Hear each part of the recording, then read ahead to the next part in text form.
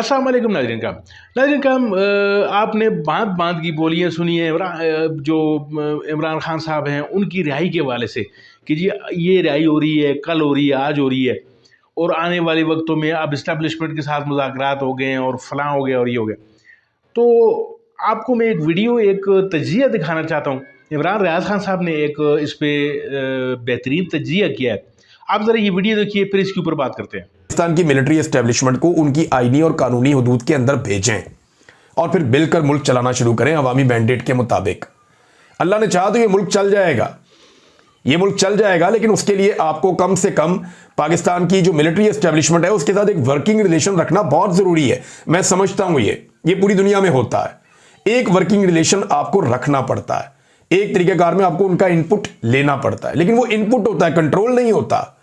यहां जो है उल्टी गंगा बह रही है, वो जो चीजें सिविलियंस की करने की हैं वो भी मिलिट्री एस्टेब्लिशमेंट को करनी पड़ रही हैं। करनी पड़ क्या रही है, वो बाई चॉइस उन्हें कर रहे हैं, लिहाजा सिविलियंस को अपनी स्पेस वापस लेनी पड़ेगी और लेनी चाहिए। तो नाज़रीन, ये DGISPR निर्मल यूनिवर्सिटी में गए, जो उनका लहजा जो तरीकाकार ना उससे लगता है कि बड़ा कॉन्फिडेंस उनको मिला है। ये जो सारा एपिसोड हुआ इस एपिसोड के बाद, और उसी कॉन्फिडेंस के नतीजे में अब ये ऐसा लगता है कि इमरान खान साहब को बाहर नहीं आने देंगे। ऐसा लगता है कि पाकिस्तान तहरीक इंसाफ के ऊपर मजीद सख्ती होगी। ऐसा लगता है कि इसको कैश किया जाएगा और मुखालिफ आवाज़ों को कुचला जाएगा। लेकिन अब बड़े जोर शोर से लोग ये दावा कर रहे हैं कि इमरान खान साहब ईद से पहले बाहर आ जाएंगे। कोई कह रहा है जनाब के रिहा होने वाले हैं, मगर कैसे रिहा हो जाएंगे? आप कुछ हकायक तो देख लें कि मिलिट्री एस्टेब्लिशमेंट को क्या सूट करता है कि वो इमरान खान को इस वक्त बाहर आने दें। ये जाली फार्म 47 किसके खिलाफ लेकर आए? इमरान खान के खिलाफ लेकर आए। इमरान खान को बाहर लाना था तो 200 मुकदमात इमरान खान पे देने पड़ने थे इन्हें। मखसूस नशिस्तों के फैसले पर इन्होंने आज तक अमल दरामद नहीं होने दिया। ये इतनी मेहनत क्यों की? पार्लियामान से बंदे उठाने पड़े, अरकान असम्बली अगवा करके 26वीं आईनी तरमीम करवाई, अपनी मर्जी का आईनी बेंच बनवाया, गोलियां तक अवाम के ऊपर चला दी गई, लोग शहीद हो गए, लोग लापता हो गए। ना इमरान खान साहब की आवाज़ सुनाई देती है, ना उनकी शक्ल दिखाई देती है। आपको लगता है कि ये इमरान खान को बाहर आने देंगे? इस माहौल में कभी बाहर नहीं आने देंगे। मेरी अकल ना बगैर किसी सौदेबाजी के इमरान खान साहब को बाहर आने में नहीं मानती। ये अब हो सकता है तो दो ही तरीके हैं, या कोई बड़ा बैरूनी दबाव आ जाए, या पाकिस्तान के अंदर से अवामी दबाव इतना ज़्यादा बढ़ जाए कि इमरान खान साहब को छोड़ना पड़ जाए। उसके अलावा मुझे नहीं लगता कि कोई और रास्ता है। एस्टेब्लिशमेंट का नाजरीन जो हकीकी नुमाइंदा है वो एकदम मैदान में आ गया और उसने खुलकर बैंड बजाना शुरू कर दी हुकूमत में बैठी हुई जमातों की।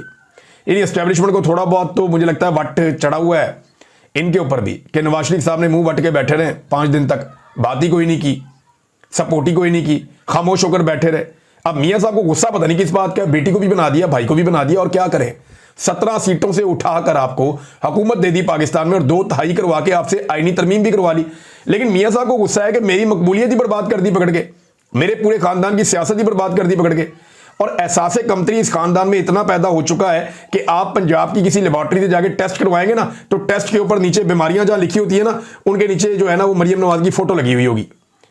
यानी मरियम नवाज का एक फोटो इंपोज है, उसके ऊपर आपकी बीमारियां लिखी हुई होंगी, या लिखा हुआ होगा कि आपका ये वाला टेस्ट ये आया, यूरिन टेस्ट ये आया, ब्लड टेस्ट ये आया, आपका जो है वो सल्फर ये है, आपके अंदर जो है हीमोग्लोबिन का ये है। वो जो टेस्ट जहां जहां पे भी आने ना, वो पूरा का पूरा जो फोटो होती है ना, नीचे मरियम नवाज की शक्ल लगी हुई है। मैं मेडिकल साइंस के बारे में इतना नहीं जानता, लेकिन मैं हैरान हो रहा हूं कि जनाब ये इस कदर सस्ते लोग हैं, इस कदर फारिग लोग हैं जिन्हें इस मुल्क में मुसल्लत किया गया कि जनाब आप जाएंगे सरकारी लेबॉर्ट्री से टेस्ट करवाएंगे, पहले आपको मलका आलिया की फोटो देखना पड़ेगी। आप देखेंगे कि टिकटॉकर की शक्ल लगी हुई है, उसके ऊपर आपके टेस्ट लिखे हुए, ब्लड में ये है, यूरिन में ये है, शुगर में ये है, फलां में ये, या और भी टेस्ट हो सकते हैं, लेकिन जो भी है वो ये है। मुझे तो हैरत होती है।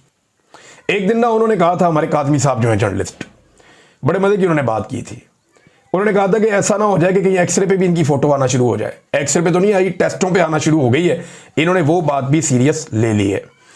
अब नाजरीन, जो हकीकी नुमाइंदा एस्टेब्लिशमेंट का फैसल वाडा साहब, ये चंद लोग हैं जो बड़े हकीकी किस्म के नुमाइंदे हैं, और ये वही कहते हैं जो एस्टेब्लिशमेंट इनको पढ़ा के भेजती है। फैसल वाडा साहब कहते हैं कि नून लीग की टिकटॉक हुकूमत में कनीजों और नौकरानियों का कोटा बना दें। थंडर आ गया, ऑपरेशन रूम बना लिया, ना 3 में ना 13 में। ये लोग जाहिल हैं, पढ़े लिखे नहीं है, इनमें सियासी शऊर नहीं है, नालायक औलाद, वालिद की मजीद शर्मिंदगी का बायस ना बने। फैसल वाडा ने नून लीग के ऊपर तनकीद की है।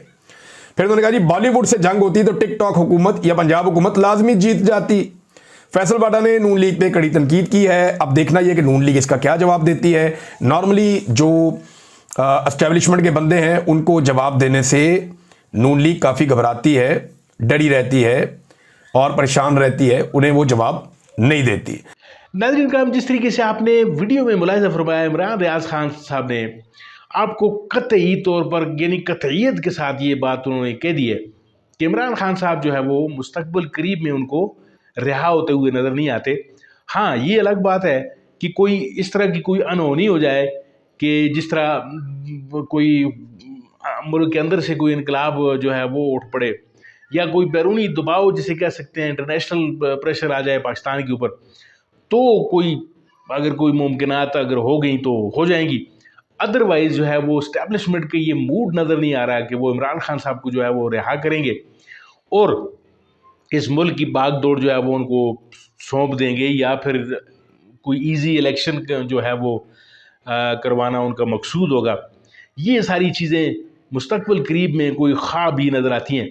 और जिस तरीके से उन्होंने फरमाया कि DG ISPR और मतलब जो दीगर लोग हैं वो जाकर यूनिवर्सिटियों में जो खिताब कर रहे हैं, या यूनिवर्सिटियों में जिस तरीके से कुछ लोगों तक वो, या ख़ास तौर पर जो यूथ है उस तक पहुंचने की जो एक कोशिश की जा रही है, तो उससे लगता ये है कि ये अपनी जो कठपुतलियाँ हैं, जो शहबाज शरीफ जैसी या मुस्लिम लीग नून को भी आप एज अ होल कह लें, कि ये जिस तरीके से उनकी आलाकार बनी हुई है ये जमात, तो लगता ही है कि ये आइंदा लंबे अरसे तक ये मिलकर खेलना चाहते हैं। तो देखते हैं कि मुस्तकबिल करीब में क्या अनहोनी जो है वो होती है।